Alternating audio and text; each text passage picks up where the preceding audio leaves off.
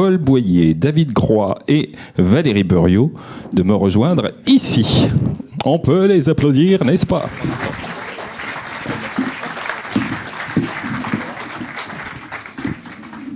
Voilà, prenez place.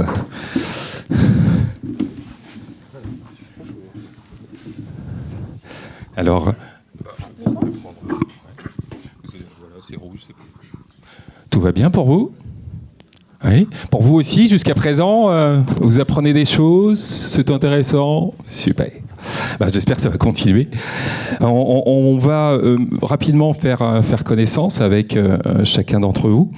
Guénola Gascoin, bonjour. Bonjour. Alors vous êtes secrétaire général du SNEFID, le syndicat national des entrepreneurs de la filière déchets. En quelques mots, est-ce que vous pouvez nous décrire la mission du SNEFID ? Oui, en quelques mots, je crois qu'on est effectivement un peu pris par le temps.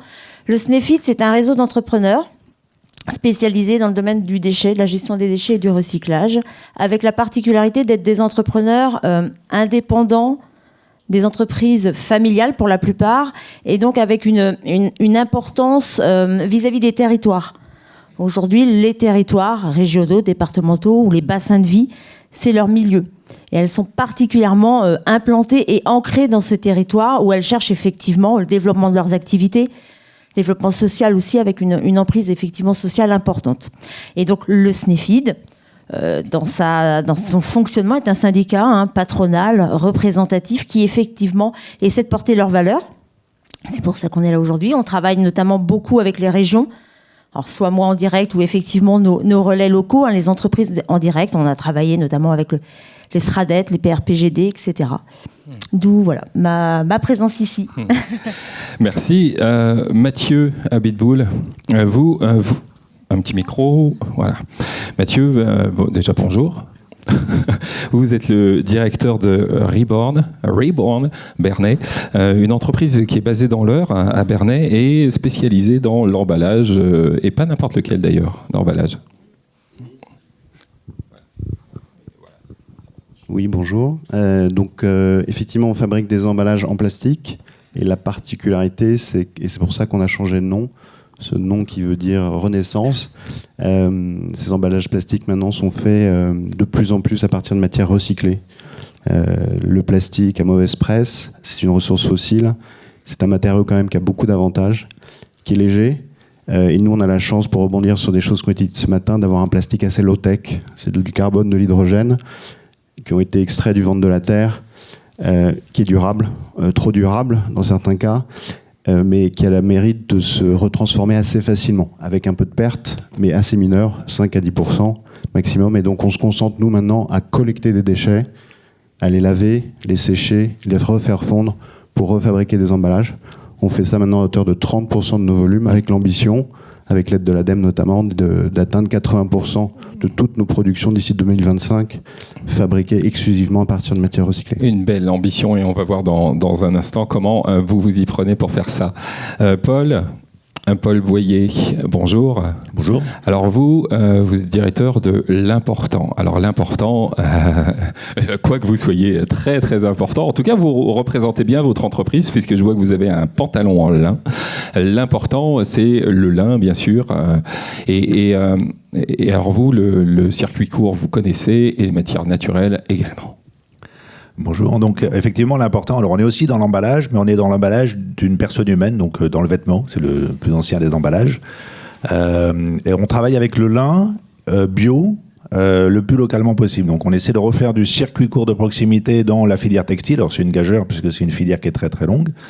Et donc, on a monté une petite unité à Évrecy, donc tout près d'ici, où on fabrique des t-shirts en lin bio, localement. Donc, on tricote, on coupe et on confectionne des t-shirts. Voilà. On est dans l'économie sociale et solidaire sous forme de société coopérative d'intérêt collectif, donc on s'attache aussi à montrer qu'on peut faire de l'économie autrement, avec un modèle plus vertueux. C'est moins le thème d'aujourd'hui. Et donc les 3 valeurs, voilà, c'est de relocaliser pour reprendre la maîtrise, les savoir-faire et faire de la croissance en tout cas localement. Et puis d'utiliser le lin, qui est une matière textile parmi les plus vertueuses, et le lin bio qui va encore au-delà en permettant d'aller vers de l'agriculture bio et donc d'améliorer la qualité de l'air, des sols et de l'eau. On va découvrir cela aussi dans quelques instants, comment vous y prenez et quelles sont vos valeurs et vos envies aussi dans le futur. Je vais me tourner maintenant vers David Croix. Bonjour David. Bonjour. Vous êtes directeur des opérations des bâtineurs. Alors, les bâtineurs sont situés en Seine-Maritime, à Saint-Étienne-du-Rouvray. Et qu'est-ce que c'est que les bâtineurs ? Alors oui, en effet, les bâtineurs, donc c'est une structure d'insertion donc qui travaille sur le curage de bâtiments. Donc nous, on appelle ça le curage sélectif. C'est-à-dire quand vous êtes chez vous, vous connaissez tous le tri sélectif. Et ben nous, on utilise finalement un peu cette même terminologie pour essayer de faire comprendre il est possible de déposer le second œuvre, flux par flux, matière par matière, de manière méthodique, ce qui permet déjà, dans un premier temps, de répondre aux enjeux des déchets du bâtiment, avec le recyclage. Et du coup, je me suis demandé ce matin ce que je faisais là. Et puis, en fait, Monsieur Biwix me disait, finalement, si vous avez un Master 2 économie circulaire, c'est bon. Donc, j'en ai un. Donc, pour le coup, voilà. Donc, aujourd'hui, je représente les bâtineurs, donc une structure d'insertion. Merci. Valérie Buriot, enfin, vous êtes, bonjour. Vous êtes vice-président de l'Intercom Bernay Terre de Normandie, en charge des déchets ménagers et de l'habitat, et vice-président de l'économie circulaire et réduction des déchets au SDOMOD. Voilà, je savais que j'allais buter dessus et voilà. Qu'est-ce que c'est que le SDOMOD ? Alors, le SDOMOD, c'est un syndicat de traitement et de valorisation des déchets ménagers assimilés, comme il en existe beaucoup en Normandie. Lui, il est situé sur la partie ouest du département de l'Eure. Et il traite donc et valorise les déchets d'environ 180 communes, 6 EPCI, y compris un peu sur la partie calvadosienne avec Honfleur. Voilà. Bien, alors maintenant qu'on a fait connaissance, on va pouvoir voir avec vous comment vous relevez ces défis dans le cadre de l'économie circulaire. Et on va aborder ça par thématique. La première va concerner les gisements de ces ressources. Et on va tout d'abord savoir comment repérer ces gisements, parce que c'est bien d'avoir des ressources, mais pas n'importe lesquelles. Comment on s'y prend pour les repérer Guénola, justement, comment est-ce que vous pensez cette chose-là, vous, avec les entreprises de votre syndicat ? Alors effectivement, le gisement est donc la capacité en fait à capter les déchets qui seront des matières premières ensuite réutilisées. C'est un enjeu. C'est un enjeu, alors que ce soit des déchets ménagers, donc produits par les consommateurs, les citoyens que nous sommes tous d'ailleurs, ou alors produits par les professionnels. C'est effectivement un enjeu, c'est-à-dire que notre premier intervenant ce matin nous le disait, je dirais que la filière que je représente aujourd'hui, à savoir les entrepreneurs de la gestion des déchets et du recyclage, apportent leur pierre à l'édifice, mais sont surtout des partenaires qui permettent de lier. Et pour lier, effectivement, il faut capter. Il faut capter ce gisement de valorisable. Et ce n'est pas évident. Parmi les leviers, ou tout du moins les sujets importants, c'est d'éviter tout ce qui est erreur d'aiguillage. Ça semble pas grand-chose quand même à dire aujourd'hui, mais prenons la poubelle jaune, effectivement. Mais il est important de pouvoir déjà faire effectuer ce tri à la source, puisque c'est un tri à la source. On demande quand même pas mal de choses aux citoyens que nous sommes. Effectivement, le geste est important.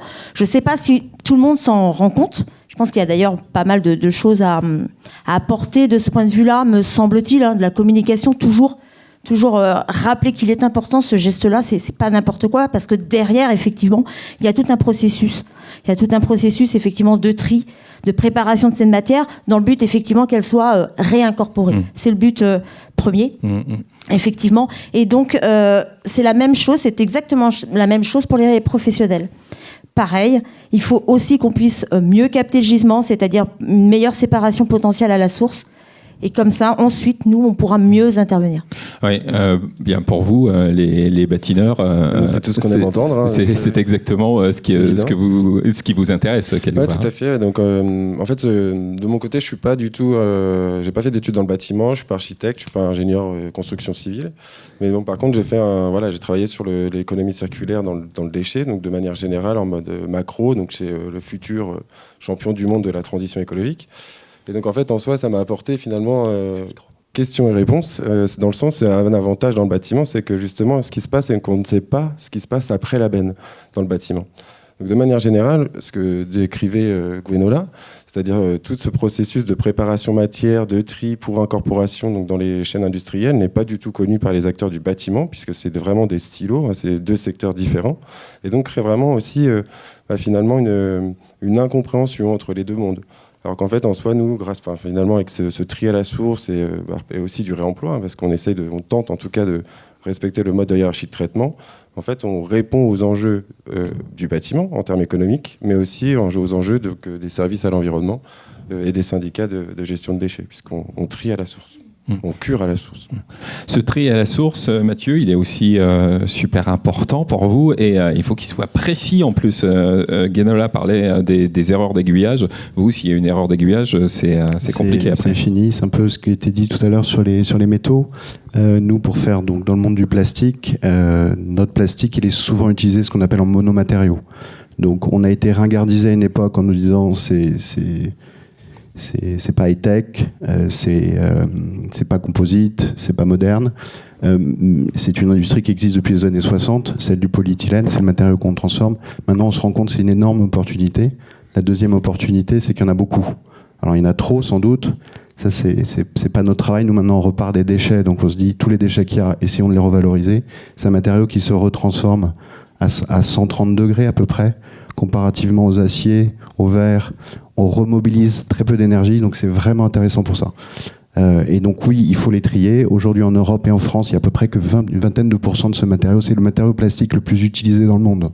En Europe et en France, le polyéthylène, qui était historiquement peu collecté, peu trié, parce que pour des raisons technologiques, c'était pas très facile à identifier, à trier de manière sélective dans les centres de tri. Donc on en est là maintenant. Ça arrive, donc il y a un énorme gisement. Ça va avec des changements d'habitude. Il y a 2/3 des volumes à peu près qui se retrouvent dans les poubelles, je dirais, des industriels. Il n'y avait pas vraiment de flux sélectif là-dessus et on est dans cet apprentissage-là. Donc nous, ce qu'on a fait, c'est qu'on a créé notre propre entreprise de collecte pour avoir une action de formation auprès de ceux qui génèrent le déchet en expliquant le bon geste de tri, bien les compacter, bien les trier à la source pour éviter des erreurs. Et après, cette matière, elle est facilement réutilisable. Elle dure 400 ans si on ne la touche pas. Mais donc, ça veut dire que les chaînes moléculaires sont solides et quand on la retransforme, elle a une deuxième vie, une cinquième et une 10e vie assez facilement. Sachant qu'un tri de mauvaise qualité a vraiment des conséquences pour vous, parce que vous avez tenté une expérience en laboratoire qui, lorsque vous l'avez tenté ensuite à plus grande échelle, n'a pas du tout fonctionné. Oui. Quoi. Donc on a essayé beaucoup de travailler avec des collecteurs plus généralistes au début. Nous, c'était un monde qu'on ne connaissait pas. On est du monde de la chimie. On a essayé de travailler le monde du déchet. Il y avait sans doute des chaînons, une chaîne de valeur qui n'était pas encore bien construite. On ne se comprenait pas très bien et on nous donnait de la matière pour être tel ou tel plastique. Et on s'apercevait qu'il y avait souvent des mélanges. Et à partir du moment où il y a des mélanges, d'un point de vue chimique, il y a un certain nombre d'incompatibilités. Et donc, in fine, la matière et donc le produit que vous produisez ne répond pas aux qualités souhaitées. Valérie, vous, vous représentez une collectivité ici, donc vous allez être la voix des collectivités dans cette question du gisement, hein, c'est-à-dire pour pouvoir procéder au recyclage. Quelle est la posture des collectivités aujourd'hui ? Comment vous voyez la chose ? Les collectivités, elles ont une responsabilité qui est quand même relativement importante, hein, un rôle, j'allais dire, sociétal, hein, vis-à-vis de nos administrés, puisque en territoire, nous sommes là pour essayer d'atteindre les objectifs nationaux ou régionaux en termes de prévention, de réduction des déchets. et également donc en termes de recyclage et de réemploi. Alors bien sûr, on s'inscrit dans un contexte qui est le contexte que tout le monde connaît, de contraintes économiques. Et évidemment, il faut qu'on puisse mener cette barque en évitant les différents écueils. Il y a à la fois la préservation de l'environnement, mais aussi la préservation du pouvoir d'achat et du porte-monnaie de chacune et chacun. Et concrètement, quand vous entendez des entreprises comme là, qui ont des besoins très particuliers, très spécifiques, de tri notamment, est-ce que la collectivité a un rôle à jouer là-dedans et comment ? Bien sûr, évidemment. Alors, simplement, l'Intercom Bernay Terre de Normandie est engagé depuis déjà plusieurs années aux côtés de l'ADEME, aux côtés de la région, dans un certain nombre de démarches vertueuses sur ce sujet de la préservation des ressources, de la sobriété. Et je parlais évidemment de notre rôle vis-à-vis des administrés, de nos administrés, mais également à l'égard de l'environnement économique du territoire. Nous avons une feuille de route qui est liée au référentiel ADEME. Un des objectifs de cette feuille de route, c'est effectivement de jouer le rôle également de coordinateur avec les entreprises de notre territoire. Nous avons sur le territoire de l'Intercom de Bernay deux groupements, deux organisations d'employeurs et d'entreprises.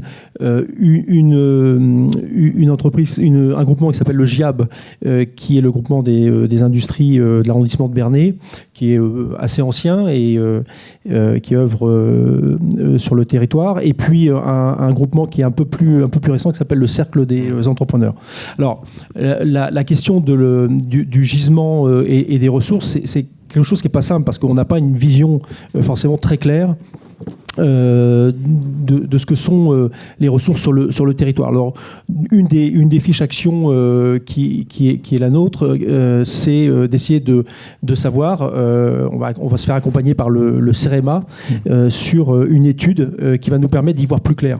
Et ensuite, de regarder avec les entreprises du territoire et les groupements que je viens de citer, comment fonctionner, voilà, comment fonctionner, comment faire en sorte que on puisse mettre en place cette économie circulaire, faire en sorte que les déchets des uns puissent être les ressources des autres.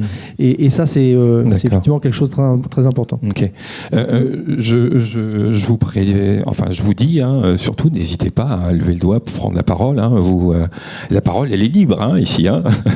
Guénola. Ouais, juste pour rebondir, effectivement, je suis tout à fait d'accord. On a besoin de données. C'est vrai que c'est un élément qui n'est pas simple, et notamment en matière de déchets et de ressources et de matières premières recyclées. C'est-à-dire que pour avoir des politiques territoriales, et nous on croit beaucoup effectivement à la résonance que doivent avoir les régions, notamment sur l'économie circulaire. C'est-à-dire qu'on a eu des politiques, en tous les cas, notre milieu d'activité est fortement réglementé. On pense que c'est une richesse. Ça peut nous compliquer parfois la vie, il faut pas se leurrer. On a eu quand même deux lois assez encadrantes, la LTECV et puis récemment, pour ceux qui la connaissent, la loi AGEC. Et c'est vrai que c'est très bien, mais là, on a besoin de les mettre en œuvre. Et elles ont des ambitions, très clairement. C'est effectivement un objectif de matériaux durables. Ça c'est pareil, c'est un élément qui est important pour nos entreprises qui, comme je le disais tout à l'heure, sont des partenaires, réellement partenaires. Mais la notion de données, la notion aussi d'évaluer ce que l'on fait, si on est dans la bonne direction, c'est toute la problématique et tout l'enjeu des plans régionaux, j'entends, en matière d'aménagement et de développement durable, c'est un enjeu.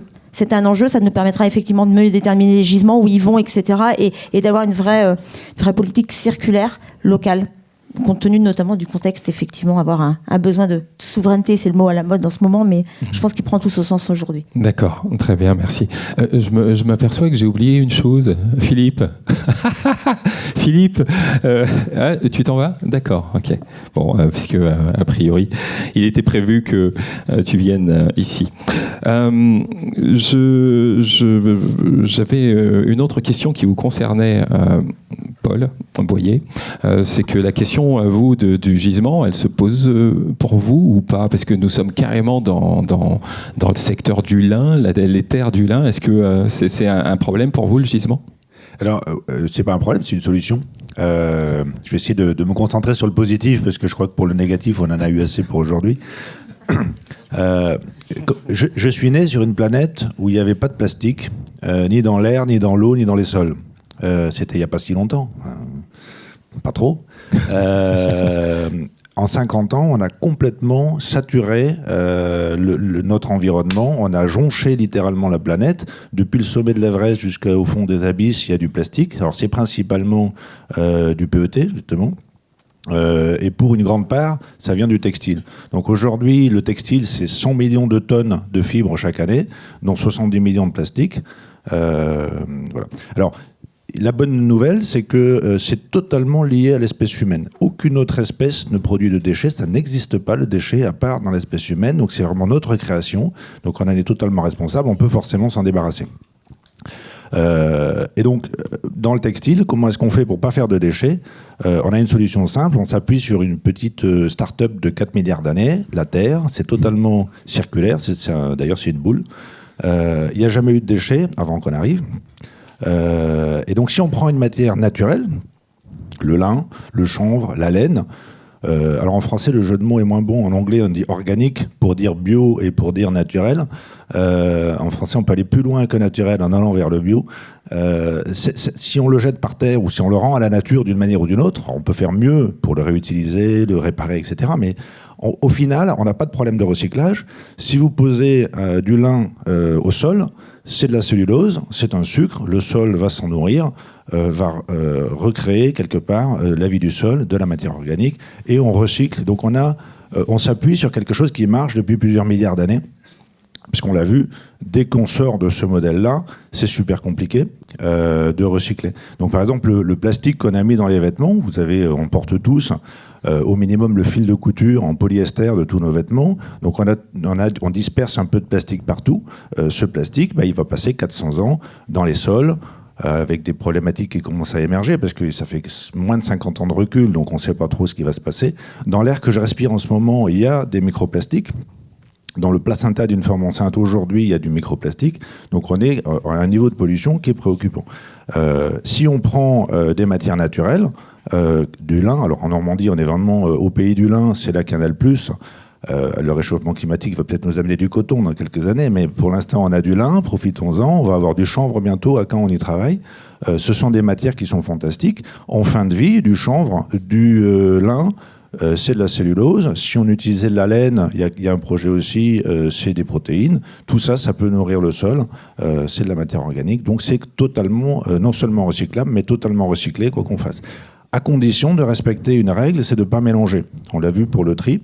Si vous prenez 90% lin et 10% en plastique, enfin 10% polyester, polyamide, ce que vous voulez dedans, élastane, tout ce que vous pouvez mettre dedans, ça devient ingérable à recycler. Puisque là, on est sorti du modèle qui marche depuis plusieurs milliards d'années. Il faut en inventer un autre.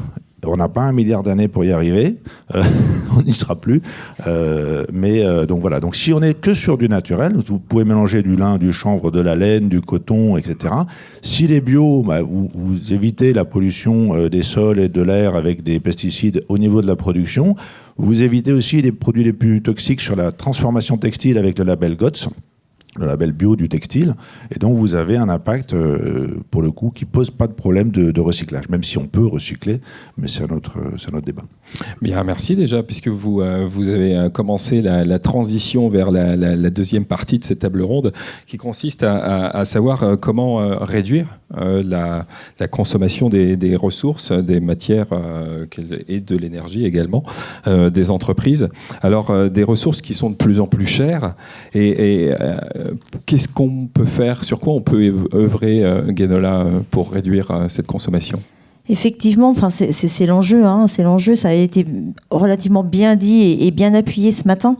C'est vrai que réduire la consommation est un enjeu parce que alors c'est réduire la consommation aussi de produits non recyclables.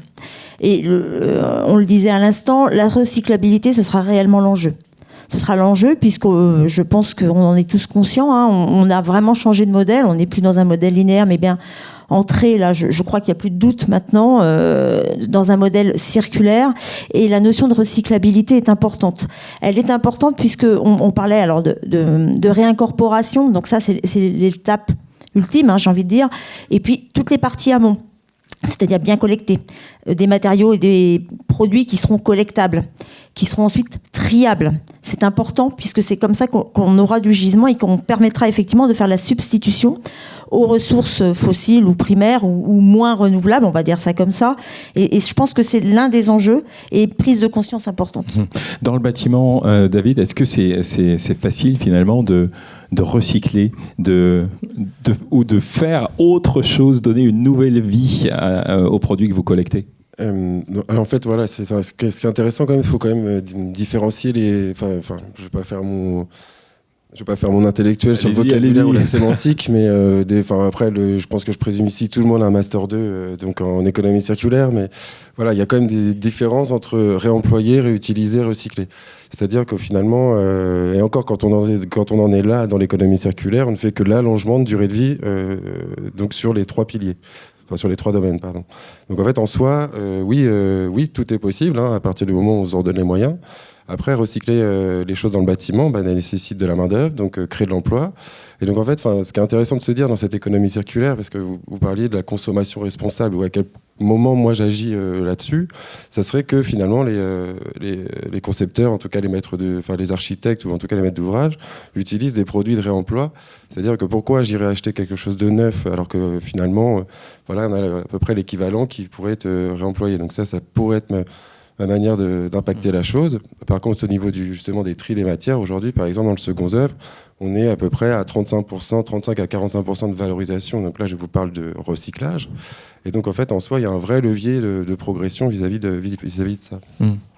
Voilà. Et ce levier de progression, comment est-ce que vous comptez l'actionner? On l'actionne tous les jours et de manière assez simple en fait. C'est que nous depuis le départ, on voit pas. On a lu aussi donc la stratégie, la feuille de route économie circulaire donc de la Normandie. Et donc on s'est appuyé dessus aussi pour essayer de comprendre un peu les enjeux du bâtiment. Je ne suis pas du bâtiment à la base, donc je suis arrivé là il y a depuis 2 ans un peu sur ce sujet-là. Et en fait, finalement, c'est dans le bâtiment qu'il se passe aujourd'hui des choses intéressantes, puisque la page se tourne sur un ancien modèle. Et donc, en fait, on est acteur d'une nouvelle façon de faire, une nouvelle façon de construire, de déconstruire, pour comme ça pouvoir réutiliser les matériaux. Donc, en regardant finalement les enjeux et les objectifs du PRPGD, on voit bien identifier donc les différents flux, les gisements. Et il y a aussi donc passer d'une logique déchets à une logique ressources.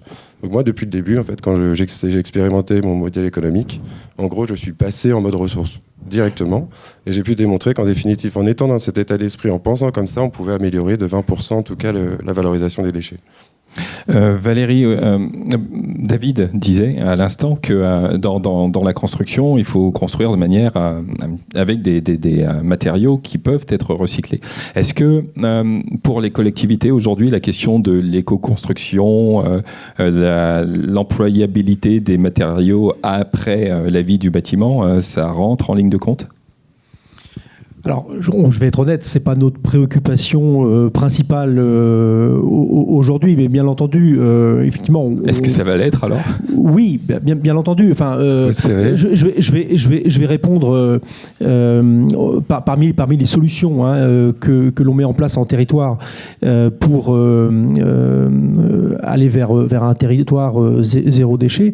Il y a les ressourceries. On a inauguré une ressourcerie à Bernay, enfin à Menneval, juste à côté de Bernay, il y a environ 2 ans et demi. Cette ressourcerie, elle fonctionne comme toutes les ressourceries que l'on peut connaître, mais il y a un aspect supplémentaire, c'est qu'on accueille les déchets du second œuvre, alors dans une proportion qui est encore marginale, mais en tout cas c'est l'originalité de cette déchetterie qui a été soutenue par nos partenaires de la région et de l'ADEME, et surtout bien sûr on s'inscrit dans le champ social. social, puisque ça permet évidemment d'employer un certain nombre de salariés en insertion sociale, plus d'une vingtaine sur le site, avec 3 ateliers de réparation, de réemploi, et on souhaite évidemment encore développer ce type de réponse. Pour rebondir sur ce qui était dit à l'instant, notre rôle, nous, aux collectivités, c'est, je l'ai dit tout à l'heure, bien entendu, d'essayer de réduire, d'être exemplaire d'abord, dans la réduction de notre impact collectif sur la planète. Nous sommes des comptables des deniers publics qui nous sont confiés par nos concitoyens. Nous ne sommes pas dans le champ privé, mais néanmoins on voit bien qu'on a tous les mêmes enjeux, les mêmes contraintes, et il faut qu'on essaye de travailler ensemble. Parmi les réponses sur la prévention, la réduction des déchets, d'abord je voudrais quand même rappeler que le meilleur déchet, c'est celui qu'on ne produit pas. Donc ça renvoie à toutes les questions d'achat responsable, en tant que consommateur que particulier, et ensuite évidemment c'est d'essayer de démultiplier les actions dans différents domaines pour réduire cette empreinte. Alors mais par exemple sur la construction, imaginons vous avez un mot à dire, par exemple sur la construction. Est-ce que l'idée de favoriser des entreprises qui sont dans l'éco-construction est farfelue? Pas du tout. Pas du tout. Alors d'abord, je voudrais, avant de répondre à ces questions, rappeler que à travers les différents outils que l'on a, je pense aux déchetteries, on a accompagné le développement des filières REP depuis une vingtaine d'années. Nous gérons 17 déchetteries sur notre territoire, dont 9 qui sont ouvertes aux entreprises. Et puis sur la question que vous posez, effectivement, on a en tête de développer les achats responsables dans notre collectivité. Nous sommes donc engagés avec l'ADEME, d'abord dans une charte des relations avec les fournisseurs sur la question des achats responsables, et nous avons même obtenu en février 2022 un label. En clair, c'est essayer d'inscrire dans nos consultations publiques, dans nos appels d'offres et dans nos cahiers des charges des critères environnementaux et sociaux qui puissent évidemment prendre en compte ces démarches environnementales des entreprises. Donc vous allez faire un heureux dans quelques temps, c'est-à-dire David. Tout à fait. Nous réservons dans nos marchés une place pour les entreprises qui travaillent avec les matériaux biosourcés. Toujours sur cette question de réduction des ressources, vous, Mathieu, vous me disiez une chose qui est intéressante, c'est que de réutiliser le plastique... Pardon ? Je ne sais pas, c'est quoi les choses intéressantes? Ça arrive. Que réutiliser le plastique que vous collectez, ça réduit de 90% la facture énergétique. C'est bien cela ou j'ai mal compris? Alors pas tout à fait, je crois. Ce qu'on a fait pour se tracer un chemin pertinent jusqu'à 2025, c'est qu'on a fait une analyse de cycle de vie, essayer de comprendre au niveau de notre entreprise quels étaient nos facteurs d'émission et de l'entrevoir dans un périmètre pas juste aux portes de l'entreprise, mais dans toute la filière amont et aval. J'ai pas de master 2 en économie circulaire, mais j'ai compris que c'était quand même une approche pas idiote d'essayer de quantifier les choses pour savoir où on mettait les pieds. Et donc, pour revenir sur les chiffrages, oui, il y a 80% à peu près de notre émission globale sur l'ensemble de la chaîne qui est liée à la fabrication des matières vierges plastiques, enfin qui était, puisque c'est moins notre business model maintenant, et la gestion de la fin de vie. Et donc, en réutilisant un déchet, effectivement, et en switchant d'un mode déchet à un mode ressource et en chiffrant les impacts que représente le recyclage de ces matériaux, on s'est aperçu que ce 80%, on pouvait le faire fondre d'un facteur 10 à peu près. C'est les ordres de grandeur. On peut débattre ensuite de certaines variables, mais c'est ça les ordres de grandeur. Et puis aussi peut-être un autre, donc c'est considérable. On n'est pas carbone neutre, mais à l'échelle de notre entreprise, ce mouvement-là, il est considérable. L'autre chose aussi, c'est, pour revenir aux ressources, ces déchets, pour redire un mot là-dessus, ils sont locaux. On n'a pas de pétrole, des déchets, on en a tous, que ce soit dans nos poubelles, mais les industriels, même chose. Et là, donc, on est vraiment sur quelque chose de beaucoup plus local. Alors certes, donc moi, je me nourris maintenant des déchets. Il faut qu'on réduise et qu'on soit plus sobre sur nos modes de consommation. Néanmoins, nos déchets, il y en aura encore. Et il faut se poser la question de comment on peut intelligemment les remettre dans le circuit avec l'impact marginal le plus faible possible. Oui, parce que si on réduit nos déchets, notamment plastiques, vous, quid de vous? Qu'est-ce que vous devenez? Le jour où il n'y en a plus, moi, je ne serai plus là. Et pour être tout à fait sincère, je ne sais pas jusqu'où il faut aller. Le plastique a très mauvaise presse. Effectivement, c'est une invention humaine. Ça n'existait pas avant. Ça a plein de défauts. Il faut quand même se poser la question à chaque fois de quelles sont les alternatives. Il y avait des alternatives par le passé, mais on était moins nombreux. Il y a un certain nombre de choses qu'on ne faisait pas. Alors je ne suis pas là pour faire un débat moral si c'est bien, pas bien, mais ce que je vois aujourd'hui, c'est qu'il y a des décisions prises à l'emporte-pièce sur des remplacements d'un matériau donné par un autre, sous prétexte qu'il n'est pas ceci ou pas cela, mais souvent sans se prendre le temps de s'arrêter en disant par quoi je remplace quoi et quel est véritablement l'impact. J'ai des exemples, moi, dans ma filière de l'emballage, de certains matériaux et de solutions qui sont trouvées rapidement. Ça coûte plus cher, ça émet des fois 4 ou 5 fois plus. Alors c'est bien parce que c'est pas plastique, mais en fait, d'un point de vue purement scientifique, et on compte et on regarde l'impact sur l'environnement, certains de ces mouvements-là sont catastrophiques. Donc je pense tout à l'heure, quelqu'un disait il faut prendre le temps. On n'a peut-être pas beaucoup de temps, mais prenons quand même un peu le temps à chaque fois. Il y a des politiques, il y a des réglementations, c'est très bien. Mais faisons intervenir un peu la science aussi. On sait compter, comptons les choses, mesurons pour faire des choix sur lesquels on ne devra pas revenir dans 5 ans en disant zut, on a fait ça vite fait, c'est encore pire. On repart en arrière, voilà. Essayons de ne pas trop nous tromper. Alors la question dans l'économie circulaire, eh bien, du modèle économique, c'est une question qui est importante parce que tout n'est pas toujours rentable. Pour vous, Paul, la question de la rentabilité du modèle économique, elle se pose peut-être un peu moins parce que vous avez un service marchand ou c'est important aussi dans vos préoccupations? Évidemment, c'est une préoccupation. Dès qu'on crée une entreprise, c'est une préoccupation de tous les jours, particulièrement à la fin du mois quand on paye des salaires, par exemple, ou à tout autre moment.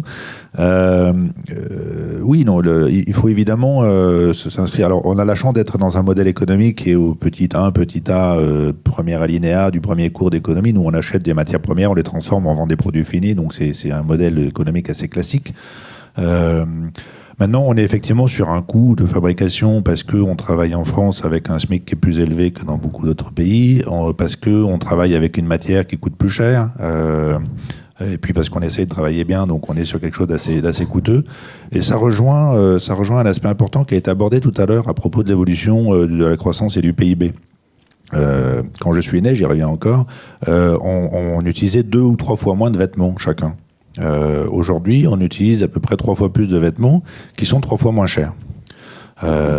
Sans surprise, même si on peut faire des vêtements un peu mieux ou un peu moins bien en termes d'empreinte, faire 3 t-shirts, ça consomme 3 fois plus que faire un t-shirt. Alors, en plus, moi, je prétends faire un t-shirt qui consomme moins qu'un autre t-shirt, mais même sans compter sur les 30 ou 40% d'économie qu'on va faire par pièce, le simple fait de diminuer le nombre de t-shirts, de chemises, de costumes, de cravates, etc. Enfin, la cravate, on peut s'en passer. Le fait de réduire, ça permet de diviser. Alors, on a un problème de croissance, c'est que si vous allez voir un distributeur en lui disant vous divisez par 3 le nombre de vêtements que vous vendez, il va dire mais si je divise par 3 mon chiffre d'affaires, ça tient pas.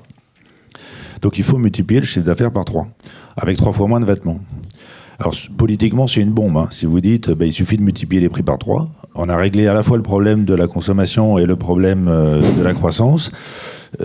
Moi je m'y aventurerai pas, mais je suis pas politique donc je peux me permettre d'aborder ce sujet-là, mais c'est vrai qu'on est sur une logique où un vêtement qui va être plus cher va plus facilement être réparé, parce que c'est vrai que si vous payez un t-shirt 60 €, vous allez plus facilement vous poser la question de est-ce que je peux réparer le trou qui est apparu quand j'ai fait un trou dedans, alors que si c'est un t-shirt qu'on vous a donné, parce que je sais pas, pour un événement, on vous a offert un t-shirt, il y a un trou dedans, vous réfléchissez même pas.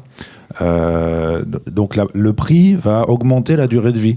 Parce que vous allez en prendre soin, vous allez faire un peu plus attention dans la machine, de le laver correctement plutôt que de le massacrer sans vous poser de questions, etc.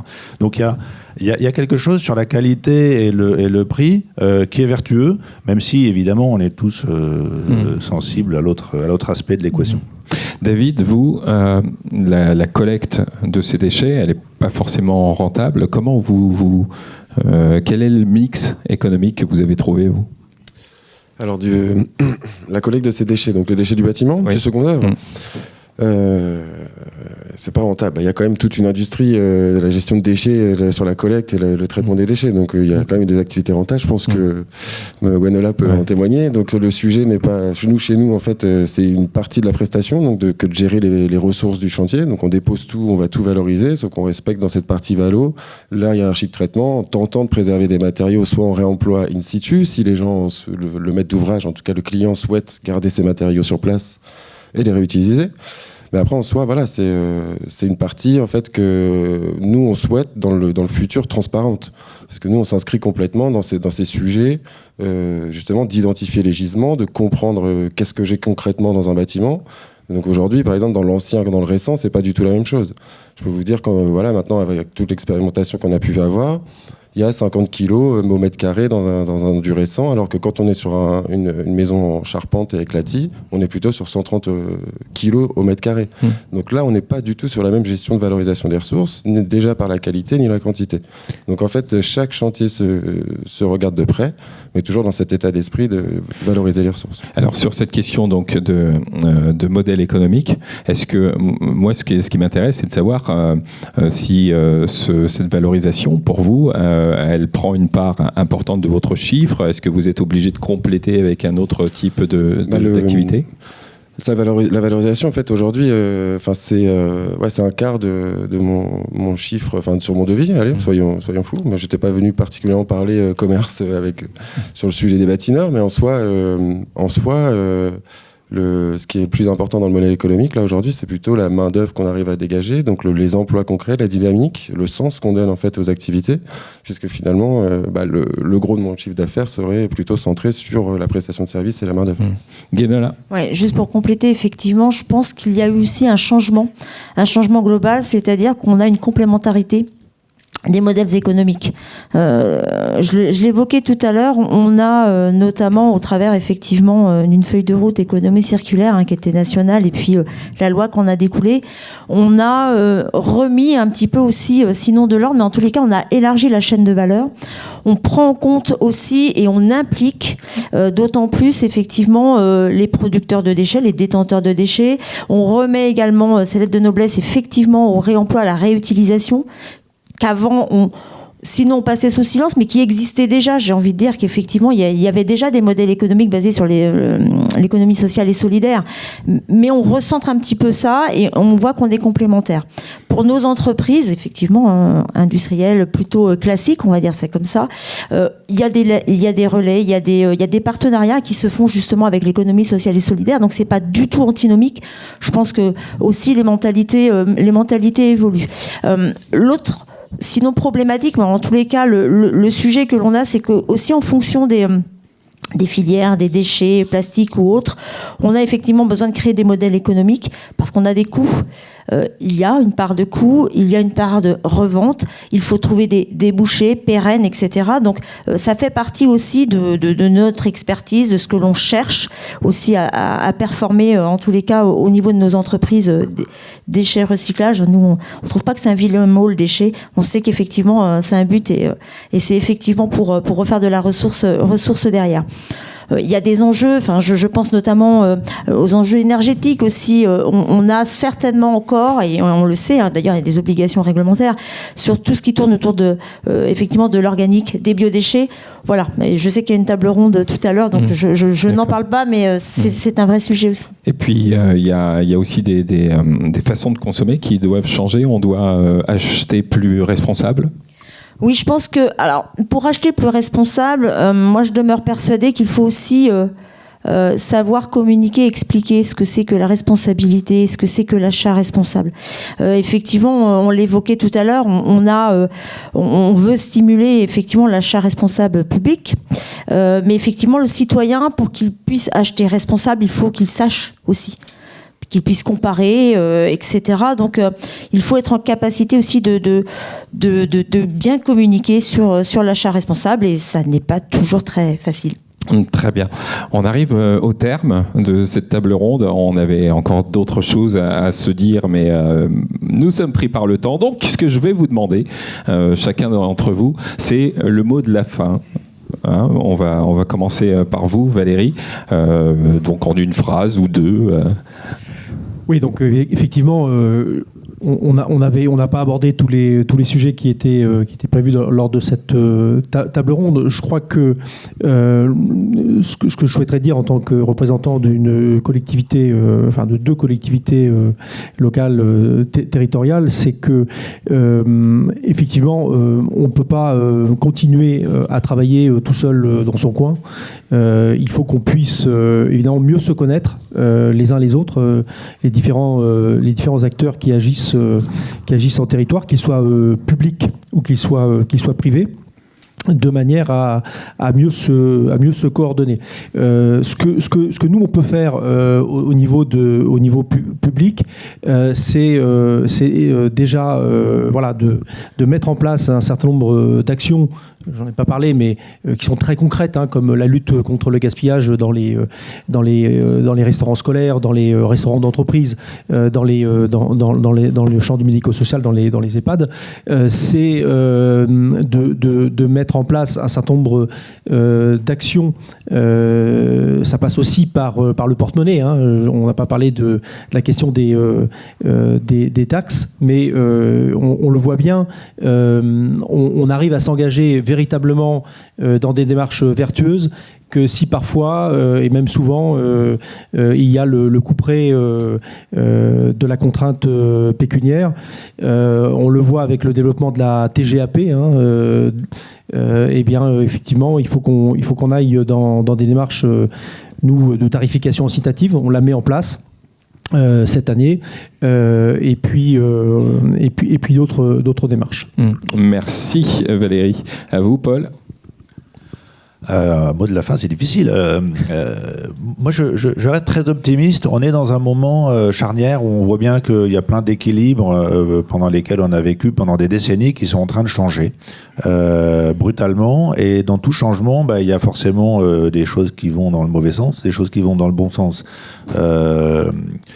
Et aujourd'hui, il y a énormément d'initiatives qui sont très très positives, qui émergent un peu partout. Et puis, pour chaque sujet, quand on tire un peu, on voit à peu près tous les sujets. Depuis ce matin, moi, on a parlé des sols, par exemple. Quand on fait du lin, la qualité des sols, en plus en Pays de Caux, c'est un gros bassin lignée, donc c'est vraiment important.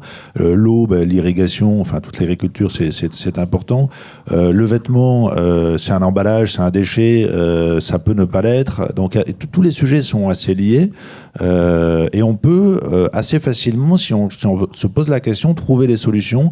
Alors c'est compliqué, il faut creuser un peu, mais on est à un moment où ce qui était impossible, moi quand j'ai démarré mon projet en 2019, on m'a dit ça c'est pas possible. En 2020, on m'a dit finalement si, parce que les choses changent très très vite. Et donc il faut rester positif et il faut simplement pas perdre de vue l'essentiel. L'essentiel, c'est qu'on est sur une planète qui est relativement petite, on n'en a pas d'autres, en tout cas pour l'instant. Et on a des solutions à mettre en œuvre, chacun à son échelle, chacun dans son domaine, et ensemble, en travaillant ensemble. Et ça, c'est vraiment la clé, c'est que si on est à l'échelle de un tricoteur qui essaye d'optimiser son tricotage, on ne pourra pas résoudre le problème. Si on est à l'échelle d'une filière, qu'on rencontre un agriculteur, comment est-ce qu'il peut faire du lin bio et le faire mieux, qu'on va voir une marque, comment est-ce qu'elle peut faire son boulot de marque et proposer un vêtement dans lequel les gens se sentent bien, parce que on est tous, je veux dire, le vrac dans notre métier, c'est le naturisme, c'est assez rare, donc ça nous concerne tous. C'est un métier essentiel d'habiller les gens, et donc il faut arriver à comprendre leurs problématiques et trouver ensemble des solutions. Et en fait, les solutions, elles émergent quand on sort un peu du cadre et qu'on essaye d'inventer une manière d'avancer ensemble. Voilà, donc le faire ensemble, et pour ça le circuit court et la proximité, le fait de se connaître est essentiel. Merci à vous, Mathieu. Un petit mot d'optimisme aussi, je suis tout à fait d'accord, il y a plein de choses à inventer. On a été très linéaire, on a été aussi très global, on nous a servi la soupe de la globalisation pendant longtemps, en pensant que c'était la solution à plein de choses. Moi je représente l'industrie en France, quand j'ai commencé ce métier c'était en 2004, quand j'ai raconté que j'allais investir mon argent dans une petite usine qui allait pas bien à l'époque, on m'a regardé en me disant mais qu'est-ce que tu fais ? Cette image-là, elle change. Et pour faire le lien avec ce dont on parle aujourd'hui, l'économie circulaire, on parlait de logique de filière. Effectivement, il y a plein de choses à mettre en place. Mais c'est aussi une superbe opportunité, je pense, au niveau territorial, dans nos régions, dans notre pays, de recréer des emplois, de recréer des métiers. Il y a eu un âge d'or industriel que certains d'entre nous n'ont pas connu. Moi, j'ai l'impression qu'on va se redoter de nouvelles usines, alors repensées différemment, avec des modes de production différents, plus sobres, sans doute, il le faut. Mais voilà, il y a aussi il y a un très beau défi à relever, plein de choses à faire. Guénola, optimiste aussi ? Alors oui, je pense que alors déjà c'est mon caractère, donc ça va pas être très compliqué. Et puis alors s'il faut effectivement, je partage et ça va dans le bon sens. Tous les mots ou toutes les phrases qui ont été dites en termes de conclusion. Je pense que s'il faut retenir un mot, ce serait défi. Je pense que c'était le titre, puis la ligne directrice de toute cette journée. Effectivement, on en a pas mal à relever. Sobriété, recyclabilité, tous les mots hantés. Donc je pense qu'il y a encore beaucoup de choses à faire, d'innovation, même si parfois j'ai cru comprendre que c'était pas toujours un mot très positif, mais il faut quand même y croire parce qu'elle se situe à différents niveaux et pas effectivement uniquement très technologique. Il y en a plein d'innovations, il y en a tous les jours d'ailleurs. Voilà, donc je pense que c'est le terme défi qu'il faut qu'on retienne, mais que c'est plutôt un terme positif.